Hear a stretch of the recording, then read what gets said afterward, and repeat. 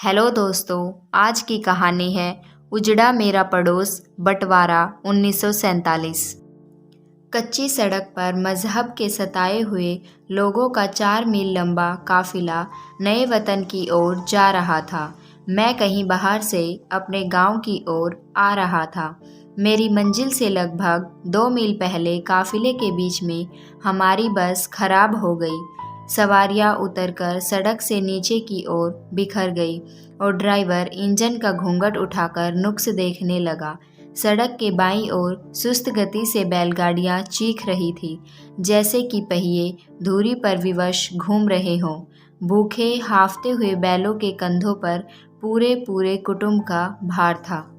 बैल बीमारों की तरह चल रहे थे। उनके मालिकों के दिल उनकी चाल से सहमत नहीं थे। दूसरी ओर बैलों के पैरों से उड़ती धूल हवा की लहरों से चिपकती चारों ओर फैल रही थी। बैलों के कंठों में घुंघरू नहीं बंधे थे। किसी किसी बैलगाड़ी से बच्चों के सिसकने रोने की आवाज़ें आ रही थी।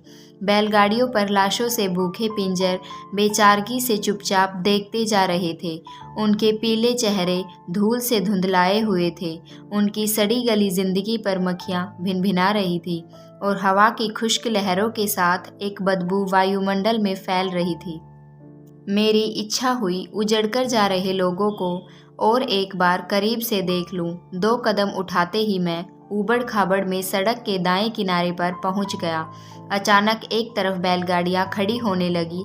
शायद काफिले को रोका गया था।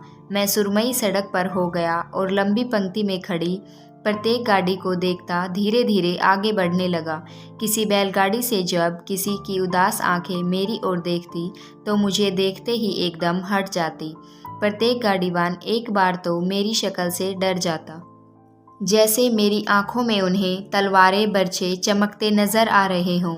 मैं सुरमई सड़क से हटकर फिर कच्ची पटरी पर आ गया।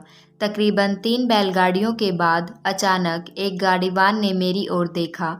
उसकी नज़रें मुझसे हटते हटते फिर मेरी ओर हो गई। उसने फिर मेरी ओर देखा और उसके चेहरे पर हल्की सी मुस्कुराहट उभर आई। उसकी आंखों में चमक आ गई, जो इस काफिले में बिल्कुल अनहोनी बात थी। गाड़ीवान एक छलांग में गाड़ी से उतरकर मेरी ओर बढ़ा, जैसे कि उसकी छाती में कोई गोला फट गया हो। उसे छुरछुरी सी महसूस हुई और वह फूटकर रो पड़ा। ओहो शौकी, बहुत बुरा हो गया यार, तू तो पहचान में भी नहीं आ रहा, मैंने उसे देखकर कहा। शौकी की सिसकी से गाड़ी में निढाल बेहोश सी लेटी जैनब के दिल को धक्का लगा। बाप का रोना सुनकर तो बेटियां कब्रों में भी जाग जाती हैं। अब्बा, तुम इधर आ जाओ, जैनब ने मरी हुई आवाज़ में कहा। उसकी आंतें जैसे अकड़ गई हो। उसने मुझे पहचाना नहीं था। बैलगाड़ी से दूर जा रहे अब्बा को यह मौत के जबड़ों में जाता हुआ समझी ही थी। शौकी मेरे वीरे, आओ हम कोई बात करें। मैंने शौकी को सांत्वना देते हुए उसके कंधे पर हाथ रखते हुए कहा। उसके गाल आंसुओं से भीग चुके थे। उसने सिसकियां लेते हुए अपने कमीज के मैले पल्ले से आंखें और नाक पोंछा। रो रो कर वह थक चुका था। उसकी आंखें लाल हो गई थी। उसने अपने को संभालते हुए मेरी ओर देखा और धीरे से गर्दन घुमाकर उसने अपनी बेटी से कहा, बेटी जैनब, सुखदेव सिंह खड़ा है, अपना पड़ोसी, मिल लो। उसने ढीली बाहों से बैलगाड़ी का सहारा लिया, जिससे उसकी कोहनियाँ बाहर की ओर निकल आई। मेरा नाम सुनते ही जैनब फूट फूट कर रो पड़ी। उसकी पसलियों में सांस खींचने की भी ताकत नहीं थी, पर रोने के लिए उसमें पता नहीं कहाँ से हिम्मत आ गई थी। उसके रुदन को सुन बैलों की आंखों से भी आंसू बहने लगे। शौकी हमारे गांव का राठ गुज्जर कहलाता था। 20-20 कोस तक उसकी धाक थी। सारे गांव के डांगर वहीं चराता था। साथ ही बकरियों का एक झुंड भी पालता था। ऐसा कभी नहीं हुआ कि उसकी स्पुर्दगी में डांगर किसी के खेत में घुसे हों और उन्हें किसी दूसरे गांव के फाटक में बंद होना पड़ा हो। हमारा उनके साथ काम पड़ता रहता था। हमारे मकान के पीछे पशुओं के बाड़े के साथ उसकी बकरियों का बाड़ा था। मेरे पिताजी बताया करते थे कि शौकी के ताऊ सुलेमान ने एक बार हमें विश्वास दिलाया था, सावन सिंह, तुम्हारा माल हमारा माल, कोई फ़र्क तो नहीं, तुम घर में आराम से सोया करो, तुम्हारे डांगरों की देखभाल करके हम थक नहीं जाएंगे। तभी से हमने कभी अपने पशुओं के पास चारपाई नहीं बिछाई। जैनब मेरी बहनों की पक्की सहेली थी। वे जब मिलकर सूत काटने बैठती तो सुबह तक लगी रहती। इकट्ठे मिल औरतों ने गाना, झूले झूलने, वे एक साथ उठती बैठती, सोचती विचारती, मिलकर वे सुंदर फुलकारी काटती। हमारी अजब रंगों वाली दरिया उनकी सांझी आकांक्षाओं के रंगीन उदाहरण है। जैनब का दहेज मेरी बहनों ने मिलकर बनाया था और अब जैनब मेरी बहनों के साथ मिलकर उनका दहेज तैयार करवा रही थी। जैनब मुझे सगी बहन सी लगती थी। वह मुझे सदा वीर कहकर ही बुलाती थी।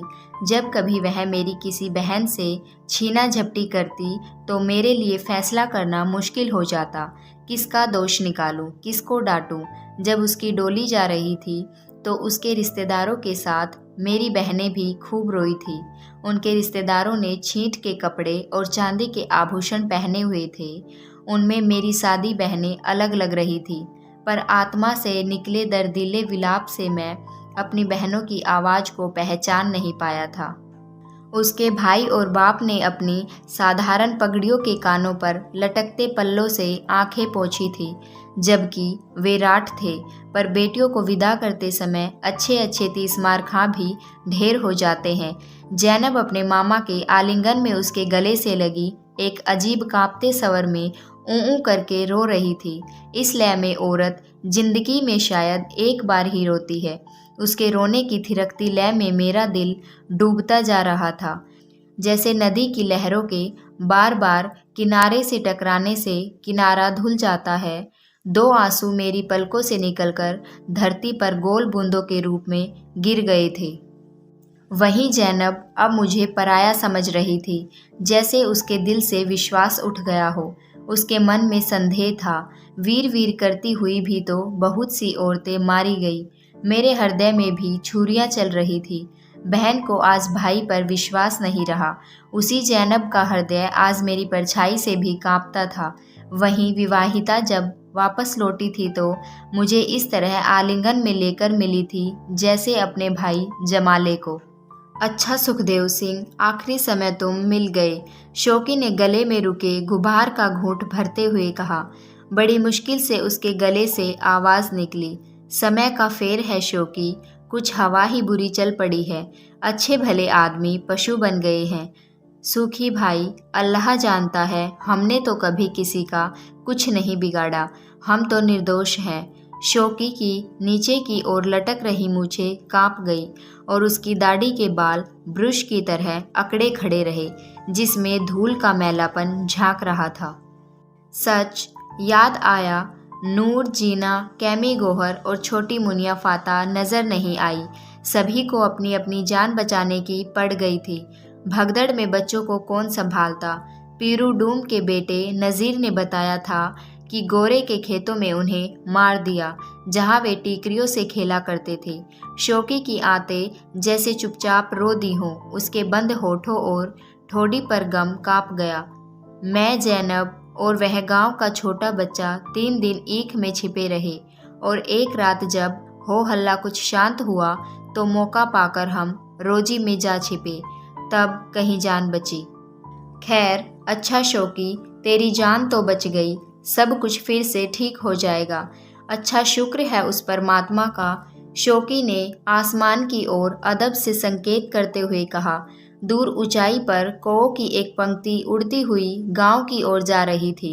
शौकी की आंखों में इच्छा और लालच चमक उठा। यदि मैं कहीं कौवा बन जाऊं तो एक बार अपने गांव की मुड्रों पर खूब उड़ूं। मेरी जान को कोई खतरा नहीं होगा। मेरा कौन सा कोई मजहब होगा। पंक्ति दूर निकल गई थी, जैसे कि कौवे मच्छर बन गए हों। शौकी ने कौओं की दूरी जितना लंबा सांस लिया। बेटी जैनब, तू भी कोई बात कर ले, भैया खड़ा है। शौकी ने बेटी पर दया और लाड करते हुए कहा। जैनब का रुदन अब टूटी हुई सिसकियों में बदल गया था। वह रो रो कर निडाल हो गई थी। उसकी फटी हुई चुनरी आंखों के पानी में डूबकर लाल लाल मछलियों सी लग रही थी। उसके मुंह से आवाज़ निकली, भैया तुम मुझे अब भी रख लो, हम तुम्हारे धर्म में आ जाते हैं। बहन, आज मेरा कोई धर्म नहीं। यदि मेरा धर्म होता तो मेरे सामने आप इस तरह बेघर न होते।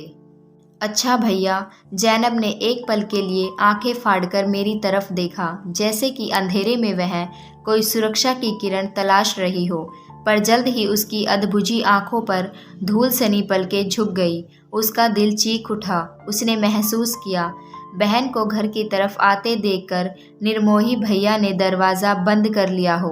अच्छा सुखदेवा, गांव के दरवाजे को हमारा सलाम कहना और बरसात के पानी में हमारे मकान कोठे का ध्यान रखना, कहीं छत टपकने न लगे। हमारे परदादे के समय से यह छत हमें ओट देती रही है। सूने घर की परतें उतर उतर कर मकान को खोखला कर देती हैं। तुम्हारे मकान की? मेरे मुंह से सच निकलने लगा था कि अभी तुमने चौखट ही पार की होगी। तुम्हारे जाते ही उसमें आग की लपटें जल उठी। नीली जीभों वाली आग की लपटें नागिन की तरह फुकार रही थी, जिनकी लपेट में तुम्हारी छत की सड़ी कड़ियाँ तिड़क तिड़क कर जल गई और लपटों की गर्मी से अधजली दीवारों में दरारें पड़ गई। पर सच कभी कभी बरछे सा चुभता है और बहुत दुख देता है, और हम सच से वाकिफ होते हुए भी जब झूठ को सुनते हैं तो आत्मा प्रसन्न हो जाती है। दुखते हुए दिल को और दुखी क्यों करूं? मैं उसे सच बताते बताते रुक गया और धीरे से कहा, तुम बेफिक्र रहो शोकी, तुम्हारे घर का मैं ध्यान रखूंगा। हम सड़क की कच्ची पटरी से उतरकर कुछ नीचे की ओर हो गए। रक्षक सिपाहियों की एक बस आधी कच्ची और आधी पक्की सड़क पर चलती लुढ़कती आ रही थी, घूं घूं करती। लुढ़कती बस हमारे पास से गुजर गई। धूल का एक भूरा बादल धरती से उड़कर वायुमंडल में बिखरने लगा। दूर तक इस बादल में संगीनों की तेज जीभें चमकती जा रही थी। बादल थककर बिरला हो गया था।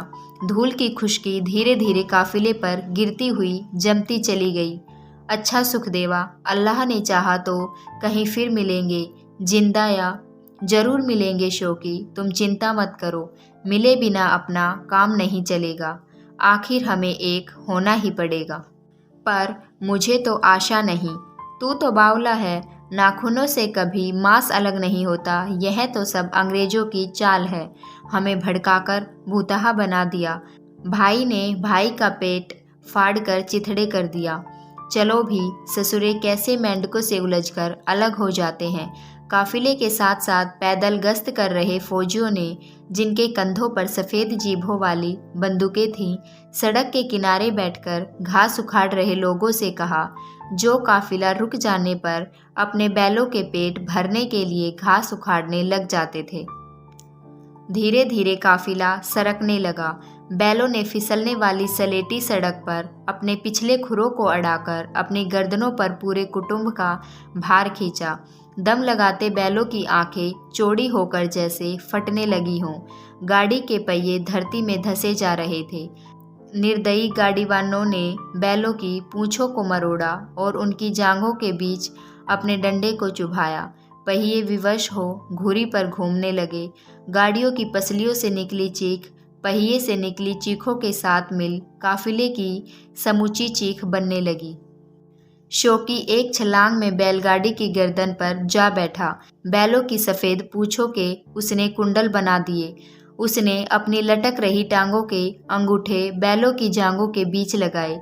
उसकी बैलगाड़ी के पहियों में से एक मार्मिक चीख निकली, जो महान चीख से मिलकर एकाकार हो गई। मेरी जेब में 3 रुपये 7 आने थे।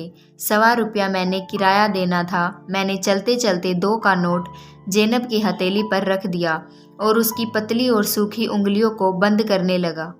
वीर, तुम रहने दो, कष्ट मत करो। रख लो मेरी बहन, कष्ट कैसा? मैं तेरा भाई नहीं। मेरा गला रुध गया। मैं खुलकर बोल न सका। मेरी आंखों में कुछ ऐसा था जैसे कि मैं धुंधले शीशों में से देख रहा हूँ। अच्छा भैया, मींदो और प्रीतो को मेरा सलाम कहना। ज़ैनब ने मेरी बहनों को संदेश दिया, और उन आंगनों को भी सलाम कहना जहाँ मेरा दिल बार बार जाता है। हमारे पीछे वाले बाड़े में आम की जड़ों को कभी कभी पानी दे देना। उसकी पौध मैंने बड़े चाव से खुद लगाई थी। उसके चमकते हुए बैंगनी पत्ते कहीं सूख कर झड़ न जाएं। ज़ैनब कहती गई जैसे कि रोगी अंत समय में बुड़बुड़ाता है। शाम को थका सूरज पश्चिम में छुप गया और एक एक करके बैलगाड़ियों की लंबी पंक्ति मेरे पास से सरकती खत्म हो गई।